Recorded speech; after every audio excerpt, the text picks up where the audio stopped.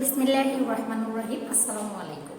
Sheikh Abdullah Molla school and college কর্তৃক আয়োজিত online ক্লাসে আমি রুকিয়া আক্তার সীমা নবম ও দশম শ্রেণীর সকল শিক্ষার্থীদের জানাচ্ছি উষ্ণ অভিনন্দন।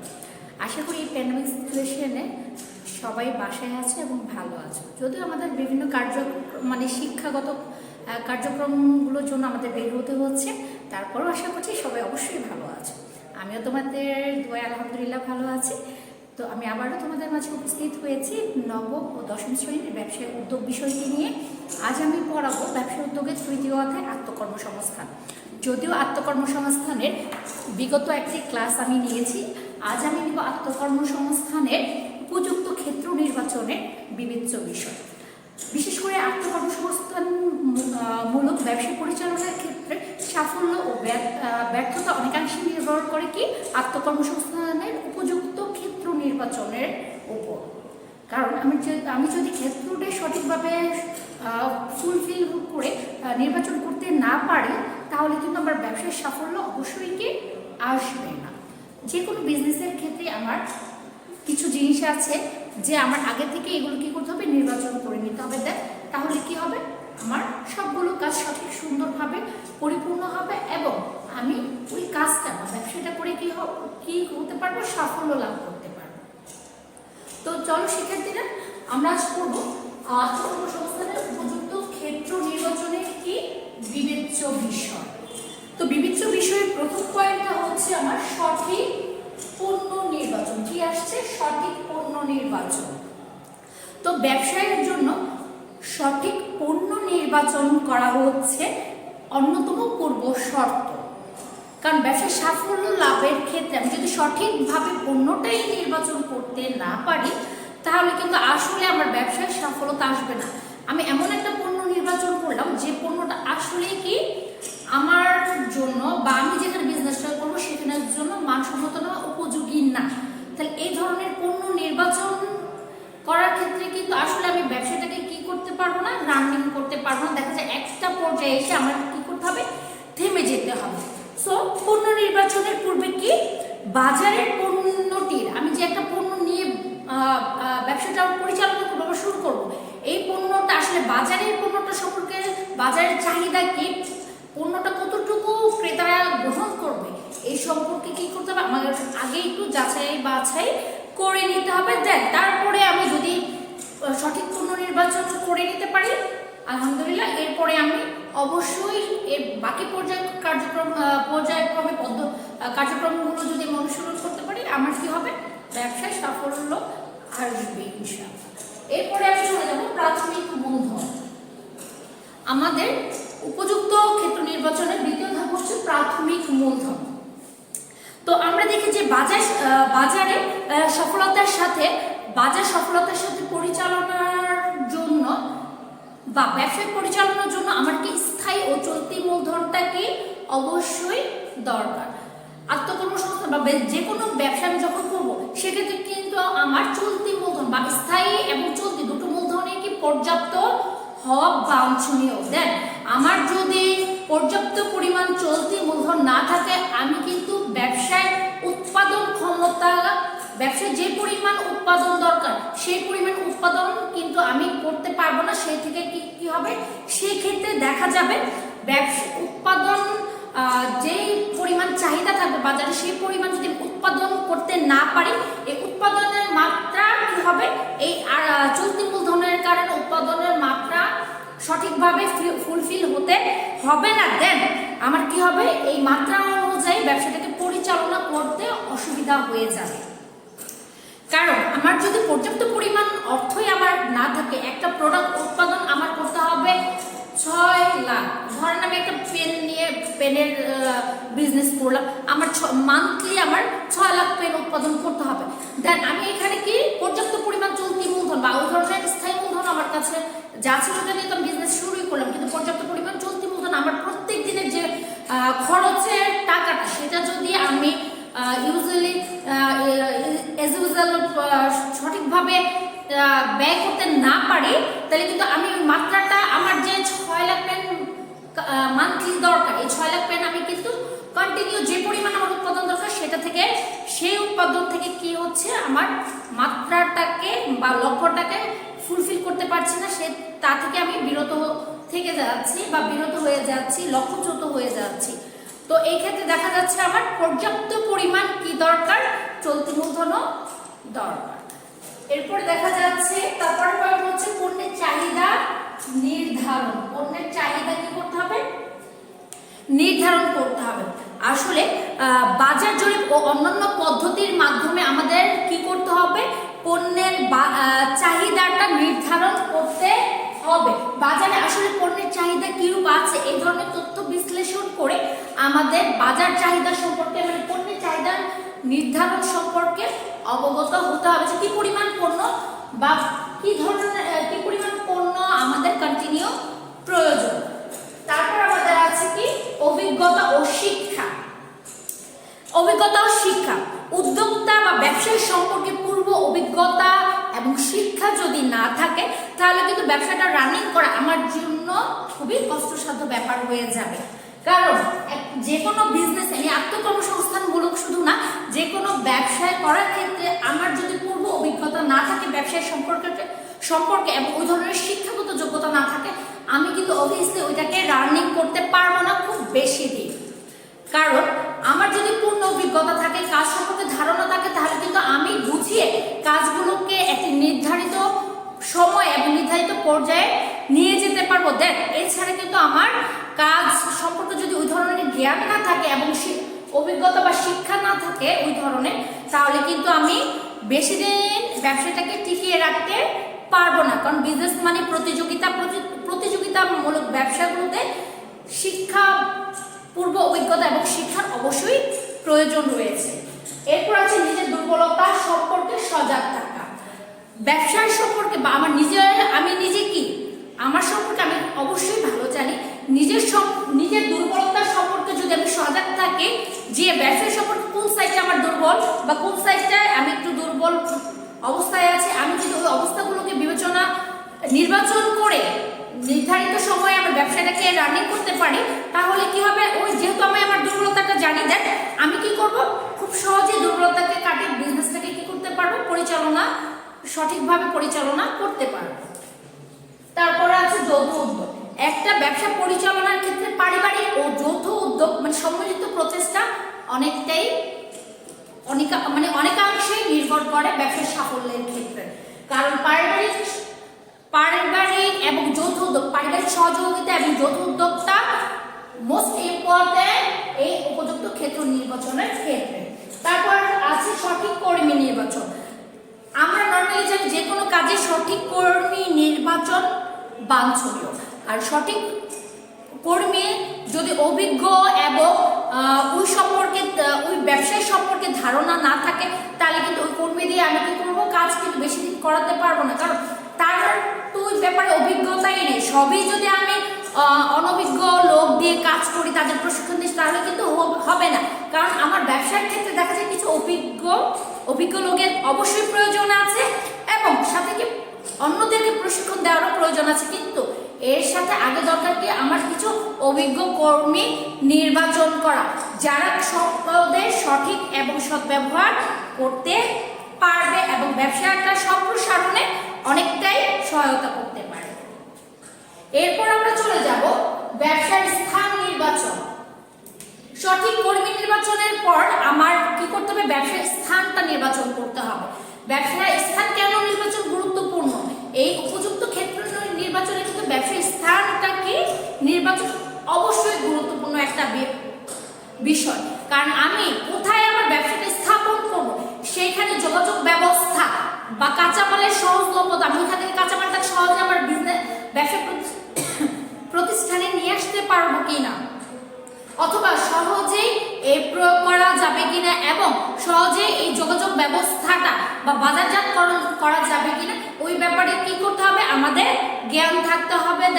এছাড়া কিন্তু সঠিক স্থান নির্বাচন যদি আমি ভুল করি, তাহলে কি হবে, আমার ব্যবসাটায় দেখা যায় আমার যত আয় হচ্ছে, আমার এক কাঁচামাল বিজনেসে আনতে দেখা যায় আমার অনেকটা কষ্ট পড়ে যাচ্ছে, আবার বাজারজাতকরণ করতে গিয়ে আমি অনেক সমস্যার হিমশিমে পড়ে যাচ্ছি। আবার অনেক সময় দেখা যাচ্ছে আমি প্রোডাক্টটা নিয়ে বাজারজাতকরণ করব, সেখানে করাটা খুব ইম্পসিবল হয়ে মানে দাঁড়াবে, অসম্ভব হয়ে দাঁড়াবে। দেন তখন আমাদের এই জন্য কি করতে হবে, ব্যবসার ক্ষেত্রে কি করতে হবে, সঠিক ব্যবসার স্থান নির্বাচনটা অবশ্যই সঠিক হওয়া বাঞ্ছনীয়। এরপর আসছে সঠিক প্রযুক্তি ব্যবহার। অনেক সময় আমার ব্যবসার ক্ষেত্রে দেখা যাবে অনেক ধরনের প্রযুক্তির ব্যবহার, এখন প্রযুক্তির যুগ, বর্তমান যুগ হচ্ছে কি তথ্য প্রযুক্তির যুগ, সেক্ষেত্রে দেখা যাচ্ছে যে অনেক ধরনের প্রযুক্তি ব্যবহার করতে হবে এবং সেই ব্যাপারে সঠিক প্রযুক্তি কিভাবে প্রযুক্তিগুলো ব্যবহার করা উচিত।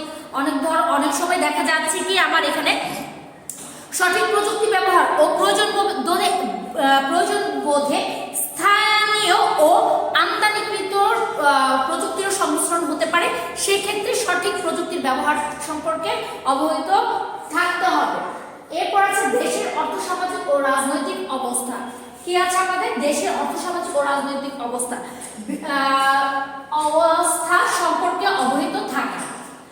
বিজনেস বা আত্মকর্মসংস্থানমূলক ব্যবসা হোক বা যে কোনো ধরনের ব্যবসায় আমরা দেখতে পাই অর্থ সামাজিক অবস্থা বা রাজনৈতিক অবস্থা যদি আমাদের অনুকূলে না থেকে প্রতিকূলে থাকে তখন কিন্তু বিজনেসটা আমাদের চালিয়ে নেওয়া অনেক অসম্ভব হয়ে পড়ে। কারণ আমি প্রোডাকশন করার পরে বা পণ্যটা উৎপাদন করার পরে আমি যদি সঠিকভাবে এটার বাজারজাতকরণ করতে না পারি তাহলে আমার কি হচ্ছে, আমি এখানে খুব বড় ধরনের একটা ঝুঁকির মধ্যে পড়ে যাব, লসের মধ্যে পড়ে যাব। যার কারণে আমার দেশের অর্থসামাজিক এবং রাজনৈতিক অবস্থা সম্পর্কেও কি করতে হবে, আমার সবসময় ওই ধরনের জ্ঞান রাখতে হবে যে দেশের অবস্থাটা কখন, অর্থসামাজিক অবস্থাটা কেমন হচ্ছে এবং এই রাজনৈতিক অবস্থা কোন দিকে যাচ্ছে, কোন ধরনের, এই ব্যাপারে কিন্তু উদ্যোক্তাকে সবসময় বা যে কোনো ধরনের ব্যবসায়ীকে সবসময় কি করতে হয়, সজাগ জ্ঞান রাখতে হয়। এরপরে আমাদের আছে ব্যবসায়িক ঝুঁকি মোকাবেলার উপায় অবলম্বন। একজন উদ্যোক্তাকে বা ব্যবসায়ীকে কিন্তু কি করতে হয়, সব সময় ঝুঁকি মোকাবেলার উপায় সম্পর্কে জ্ঞান রাখতে হয়। সে যদি এই ব্যাপারে অভিজ্ঞ হয়ে থাকে হঠাৎ করে যে কোনো ধরনের ঝুঁকি কিন্তু সে খুব সহজে কি করতে পারবে, মোকাবেলা করতে পারবে। এই কারণে পূর্ব জ্ঞান থাকাটা, ব্যবসা সম্পর্কে কি পূর্ব জ্ঞান থাকাটা অনেকটাই অনিশ্চিত। এরপর আমাদের আসবে ব্যর্থতা থেকে শিক্ষা গ্রহণ। অনেক ক্ষেত্রে দেখা যায় আমার ব্যবসায় কিন্তু সবসময় এই যে ব্যবসায় ঝুঁকি মোকাবেলার যে উপায়, আমি অনেক ক্ষেত্রে যে ব্যবসায় ঝুঁকির মধ্যে পড়ে যেতে পারি। ব্যবসা মানে কি রিস্ক থাকবে এবং সেখান থেকে লাভের মুখ দেখতে হবে। আমি বিজনেসে যতটা ঝুঁকি নিতে পারবো ততটাই আমি কি লাভের আশা করতে পারবো। তখনই আমাদের যদি ঝুঁকি আমি ওইভাবে নিতে পারি এবং ঝুঁকি থেকেও ব্যর্থতা থেকে শিক্ষা গ্রহণ, আমার ঝুঁকি কি পরিমাণ ঝুঁকি হচ্ছে, আমি যদি ঝুঁকিগুলো পুঙ্খানুপুঙ্খভাবে বিশ্লেষণ করতে পারি, ধরতে পারি যে আমার এই ধরনের ঝুঁকি হয়েছে, আবার হতে পারে, এগুলো যদি আমি পুঙ্খানুপুঙ্খভাবে বুঝতে পারি, ধরে সঠিকভাবে পরিচালনা করতে পারি, ঠিক তখনই আমি কি এই ব্যর্থতা থেকে আমি নতুনভাবে আবার কি করতে পারবো, শিক্ষা গ্রহণ করে নতুনভাবে ব্যবসাটাকে সাজাতে পারবো এবং ব্যবসা পরিচালনা করতে পারবো। এরপরে আমাদের আছে সুষ্ঠু ব্যবসার পরিকল্পনা গ্রহণ। আমাদের ব্যবসার ক্ষেত্রে পরিকল্পনা গ্রহণটা আবশ্যকীয়, কারণ পরিকল্পনা ছাড়া কোনো ব্যবসা করা সম্ভব না। আমি কোথায় কিভাবে ব্যবসা পরিচালনা করব, কিভাবে যাব, কোথায় কি করব, এই ধরনের পরিকল্পনাগুলো কিন্তু আমার আগেই করে নিতে হবে। না হলে কিন্তু ব্যবসা পরিচালনাটা বা আত্মকর্মসংস্থানমূলক কোনো কাজই করা সম্ভব না। সেটা আত্মকর্মসংস্থানমূলক না মূলক বলতে না, সেই সব ধরনের ব্যবসায়ীকে আমার সুষ্ঠু ব্যবসা পরিকল্পনাটা অবশ্যই কি করতে হবে, আগে থেকেই গ্রহণ করতে হবে। দেন এরপরে আমরা চলে যাচ্ছি আত্মকর্মসংস্থানের প্রশিক্ষণের কেন প্রয়োজন, এরপর আমরা এটা নিয়ে আলোচনা করব। তো আত্মকর্মসংস্থানের প্রশিক্ষণের প্রয়োজনীয়তা। কোনো বিশেষ কাজ যথাযথভাবে সম্পাদনের স্বার্থে এবং জ্ঞান ও দক্ষতা বৃদ্ধির জন্য আত্মকর্মসংস্থানের প্রশিক্ষণের প্রয়োজনীয়তা অনস্বীকার্য। আত্মকর্মসংস্থানের প্রশিক্ষণের ব্যবস্থা থাকলে এখানে কি হয়, জ্ঞান প্রশিক্ষণ কি করে, আমাদের জ্ঞান ও দক্ষতাকে বৃদ্ধি করে। বিভিন্ন ধরনের বড় বড় প্রতিষ্ঠানের ন্যায় ছোট ছোট প্রতিষ্ঠানগুলোতেও যদি কর্মীদের প্রশিক্ষণের ব্যবস্থা করানো যায় তখন কি হয়, তাদের জ্ঞানের কাজের প্রতি জ্ঞান এবং দক্ষতা বৃদ্ধি পায় এবং দেখা যায় যে সেক্ষেত্রে কাজ যখন তারা কাজে মনোনিবেশ করে বা কাজ শুরু করে তখন অনেকটা ক্ষেত্রে প্রতিষ্ঠান কি হয়, লাভবান হয়। কারণ দেখা যাচ্ছে যে কর্মীদের জ্ঞান প্রশিক্ষণের ফলে কর্মীদের কি হচ্ছে, জ্ঞান এবং দক্ষতা বৃদ্ধি পাচ্ছে। যে সম্পর্কে ধরেন একটা কাজ সম্পর্কে তার কোনো ধারণাই ছিল না, সেক্ষেত্রে যদি সে ওই কাজ সম্পর্কে কিছু বেসিক নলেজ তাদের মধ্যে চলে আসে, তারা ওই কাজে যাওয়ার পরে কি করতে পারবে, কাজটা কিভাবে হবে প্রাথমিক থেকে শুরু করে লাস্ট পর্যায়ে কিভাবে সম্পাদন করা উচিত, তারা কিন্তু খুব সহজেই নিজেদের মধ্যে বা নিজেদের মতো করে কমপ্লিট করে ফেলতে পারবে। এবং এক্ষেত্রে আমাদের সেক্ষেত্রে দেখা যাচ্ছে প্রতিষ্ঠানের যে মেইনলি মালিক তারও অনেক উপকৃত হচ্ছে, সে বিভিন্নভাবে উপকৃত হতে পারে। সেক্ষেত্রে সেটা আমি একটু পরে আলোচনায় আসছি। তাহলে আমরা বুঝতে পারছি যে যে কোনো ক্ষেত্রে সেটা আত্মকর্মসংস্থানমূলক, যদি আমরা আত্মকর্মসংস্থানের নিয়ে আলোচনা করছি যে আত্মকর্মসংস্থান প্রশিক্ষণ কেন প্রয়োজন, এটা নিয়ে আলোচনা করছি। কিন্তু এছাড়া আমরা জানি যে প্রত্যেকটি ক্ষেত্রে আমাদের যখন কোনো প্রশিক্ষণের ব্যবস্থা করা হয় তখন কিন্তু সেখান থেকে আমাদের কি হচ্ছে, বেসিকটা আমরা নিতে পারছি, বেসিকটা আমাদের চলে আসে যে কি হতে পারে। ধরো আমরা কম্পিউটার সম্পর্কে কিছুই জানি না, যদি কম্পিউটারের প্রাথমিক বা বেসিক ট্রেনিংটা আমাদের দেওয়া হয় তাহলে কিন্তু আমরা কম্পিউটার অফ অন দেন আরও কিছু অনেক ধরনের কাজ কি করতে সক্ষম হবো এবং সুন্দরভাবে কাজগুলো কমপ্লিট সম্পাদন করতে পারবো। যে ক্ষেত্রে প্রত্যেকটি সেক্টরে কি হয়, প্রশিক্ষণের ব্যবস্থা অনস্বীকার্য এবং এর ফলে কি হচ্ছে, আমাদের জ্ঞান ও দক্ষতা বৃদ্ধি পাচ্ছে। অনেক ক্ষেত্রে দেখা যায় কার্য প্রকৃতি, যেমন কর্মী নিয়োগ দেওয়া হচ্ছে, যখন কর্মীটা কোনো প্রতিষ্ঠানে নিয়োগ দেওয়া হয়, যখন কর্মীটা প্রতিষ্ঠানে যায় ওই কাজ সম্পর্কে বা কাজের প্রকৃতি বা পরিবেশ সম্পর্কে কিন্তু তার ধারণা থাকে না। যদি প্রশিক্ষণটা দেওয়া হয়, প্রশিক্ষণটা দেওয়ার পরে কর্মীটার কি হচ্ছে, ওই কার্য পরিবেশ সম্পর্কে একটা জ্ঞান তার মধ্যে চলে আসছে এবং সে সঠিকভাবে পরিবেশের অনুকূলে থেকে কাজগুলো সম্পাদন করতে পারছে। তারপরে আসছে আমাদের দক্ষ অভিজ্ঞতা সম্পূর্ণ অনেক ক্ষেত্রে কর্মী নিয়োগ দিতে পারে না প্রতিষ্ঠানগুলো।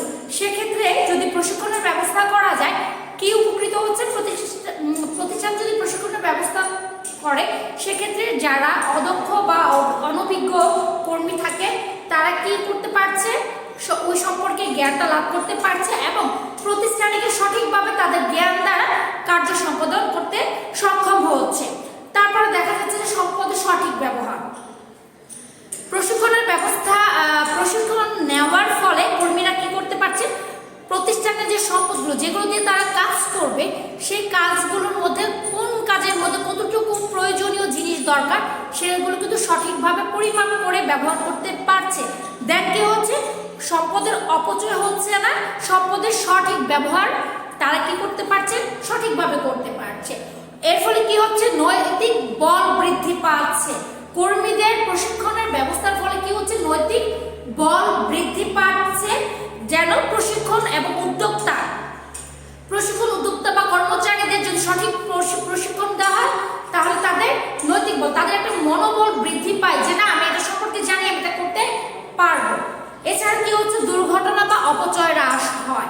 অনেক ক্ষেত্রে কাজ না জানলে, যখন আমি কোনো মেশিনারিজ কাজ করতে যাচ্ছি বা কর্মীরা যখন কোনো মেশিনারিজ জাতীয় কাজ করতে যায়, তখন যেমন আমরা কম্পিউটার নিয়ে যখন প্রথম কাজ করতে যেতাম অনেকে ভয় পেতাম, আল্লাহ এটা ধরলে মনে হয় কি এই কাজটা করবো, এটা না নষ্ট হয়ে যাবে, না ওই ফাইলটা ডিলিট হয়ে গেল, এই ধরনের কোনো কিছু না। যখন আমি কাজটা সম্পর্কে জানি, এখন অবগত আছি কম্পিউটার সম্পর্কে, কম্পিউটার কিভাবে ওপেন করতে হয়, কিভাবে শাটডাউন দিতে হচ্ছে, কিভাবে ভিতরের কাজগুলো করতে হয়, সেগুলো যখন আমরা শিখে যাই, অনেকটা জেনে ফেলি।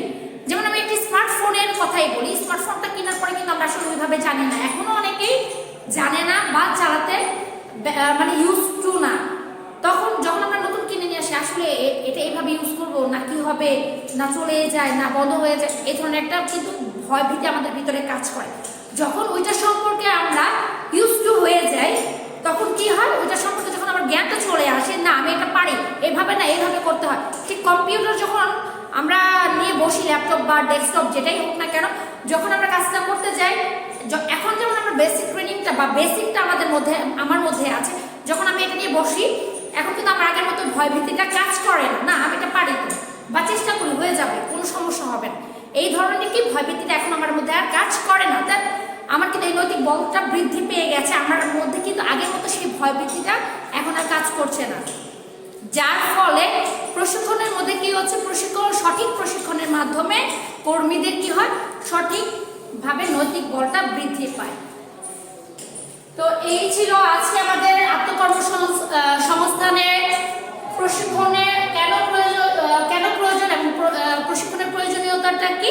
এরপরে আমরা চলে যাব আত্মকর্মসংস্থানের সহায়ক প্রশিক্ষণ প্রদানকারী যে প্রতিষ্ঠানগুলো আছে, বিশেষ করে আত্মকর্মসংস্থানের ক্ষেত্রে যেসব প্রতিষ্ঠানগুলো সহায়ক ভূমিকা পালন করে, তাদের সাথে থেকে কাজ করে, সেগুলো হচ্ছে, প্রথমটা হচ্ছে বাংলাদেশ ইনস্টিটিউট অফ ম্যানেজমেন্ট, বা যেটাকে আমরা সংক্ষেপে কি বলি, BIM বলে থাকি।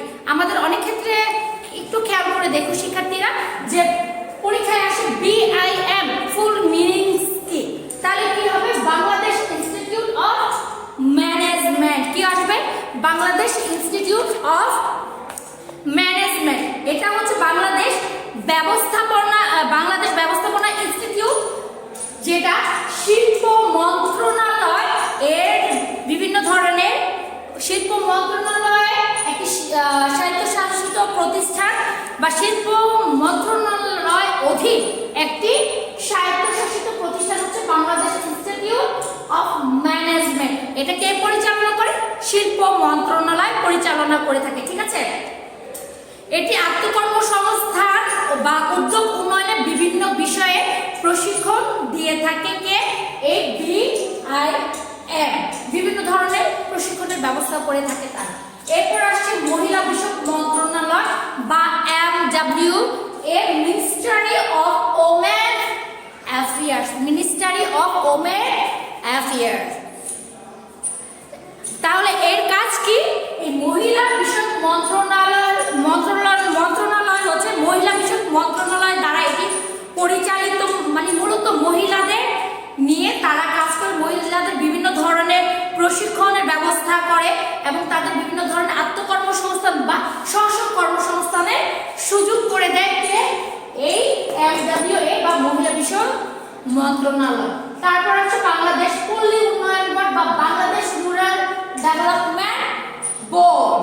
এদের কাজ হলো গ্রামের পল্লী উন্নয়নের কাজ হচ্ছে বাংলাদেশ পল্লী উন্নয়ন বোর্ড বা BRDB, বাংলাদেশের দুস্থ ও ভূমিহীন দরিদ্র লোকদের নিয়ে তাদের কাজ, তাদের বিভিন্ন ধরনের প্রশিক্ষণ দিয়ে থাকে এবং প্রশিক্ষণ দেওয়ার পর তাদের বিভিন্ন ধরনের কাজমুখী বা কর্মমুখী করে দেয় বাংলাদেশ পল্লী উন্নয়ন বোর্ড। এটা স্বাধীনভাবে একটি পেশা বেছে নেওয়ার ক্ষেত্রে তারা অনেকাংশে সাহায্য করে থাকে। তারপর আছে গ্রামীণ মহিলাদের কর্মসংস্থান প্রকল্প।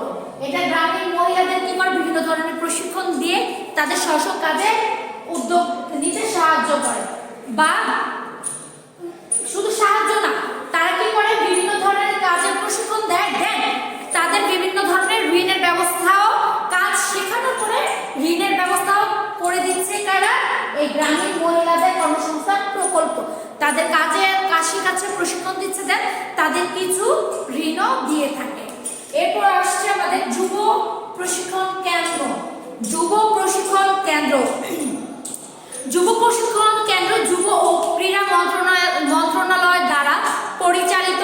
এদের মূলত কাজ হচ্ছে সমাজের বেকার যুবক যুবতীদের নিয়ে তাদের বিভিন্ন ধরনের কাজ, হাঁস মুরগি পালন, বিভিন্ন ধরনের খামার, কুটির শিল্পের কাজ, বিভিন্ন ধরনের কম্পিউটার চালনা ইত্যাদি ধরনের প্রশিক্ষণ দিয়ে থাকে এই যুব প্রশিক্ষণ কেন্দ্র। এরপর আছে নটরামস হচ্ছে বাংলাদেশ শিক্ষা মন্ত্রণালয় কর্তৃক পরিচালিত একটি প্রতিষ্ঠান, যারা নাকি কম্পিউটার প্রোগ্রামিং ও কম্পিউটার চালনা সম্পর্কে বিভিন্ন ধরনের তথ্য প্রদান করে থাকে বা দিয়ে থাকে বা প্রশিক্ষণ দিয়ে থাকে। তাদের কাজ হচ্ছে কি, বিভিন্ন ধরনের কম্পিউটার প্রোগ্রামিং, কম্পিউটার চালনা এই ধরনের কাজগুলো নিয়ে তারা কাজ করে। এই প্রতিষ্ঠান থেকে প্রশিক্ষণ গ্রহণ করে বহু বেকার যুবতীরা কি করছে, বিভিন্ন ধরনের প্রতিষ্ঠান স্ব উদ্যোগ বা নিজের উদ্যোগে প্রতিষ্ঠান ওপেন করতে পারছে। তারপর আসছে তারপর আমরা দেখবো কি, তারপর হচ্ছে NGO, non government organisation. NGO বাংলাদেশের বিভিন্ন এনজিও যুব সমাজকে জীবন ও জীবিকা সম্পর্কে বিভিন্ন ধরনের জ্ঞান দান করে বা প্রশিক্ষণ জ্ঞান বলা চলে, জ্ঞান বা প্রশিক্ষণ দিয়ে থাকে তাদেরকে বিভিন্ন ধরনের কাজগুলো নিতে বা করতে উদ্যোগ দেয়। যেমন এর মধ্যে আছে ব্রাক, আমরা তো ব্রাক জানি 1972 সালে গঠিত ব্রাক। তারা বিভিন্ন ধরনের প্রশিক্ষণ, মূলত এনজিওর কাজ হচ্ছে বিভিন্ন ধরনের প্রশিক্ষণ দিয়ে কর্মীদেরকে একটি নির্দিষ্ট বা সঠিক গন্তব্যে পৌঁছে দেওয়া হচ্ছে এনজিও কাজ, যেটা হচ্ছে নন গভর্নমেন্ট অর্গানাইজেশন, যেটাকে আমরা বলে থাকি। এই ছিল আমাদের আত্মকর্মসংস্থান সহায়ক প্রশিক্ষণ প্রদানকারী প্রতিষ্ঠানগুলো। তো শিক্ষার্থীরা, আশা করছি যা বোঝালাম বা যতটুকু বুঝিয়েছি তোমরা খুব সহজে বুঝতে পেরেছো, আর বইয়ে আরো সুন্দরভাবে ডিটেলসভাবে দেওয়া আছে। আশা করি সবগুলো খুব ভালোভাবে পড়ে ফেলবে, কারণ ব্যবসা উদ্যোগটাকে তোমরা খুব একটা গুরুত্ব দাও না জানি, কিন্তু ভালো একটা রেজাল্ট করার জন্য এটা মোস্ট একটা ইম্পর্টেন্ট সাবজেক্ট, একদম হেলা করা যাবে না। আশা করছি যা বুঝিয়েছি তোমরা পাশে অবশ্যই কমপ্লিট করে ফেলবে। তো আমাদের পড়া থাকবে কি, আত্মকর্মসংস্থানের উপযুক্ত ক্ষেত্র নির্বাচনে বিবেচ্য বিষয়, আত্মকর্মসংস্থানের প্রয়োজনীয়তা এবং সহায়ক যে প্রতিষ্ঠান, মানে সহায়ক প্রশিক্ষণ প্রদানকারী যে প্রতিষ্ঠান, এই আমাদের আলোচনা বিষয়। এই থাকবে তোমাদের আগামী ক্লাসের বাড়ির কাজ। আশা করছি খুব সুন্দরভাবে বাড়ির কাজগুলো কমপ্লিট করে ফেলবে। পড়ানো এগুলোই থাকবে বাড়ির কাজ।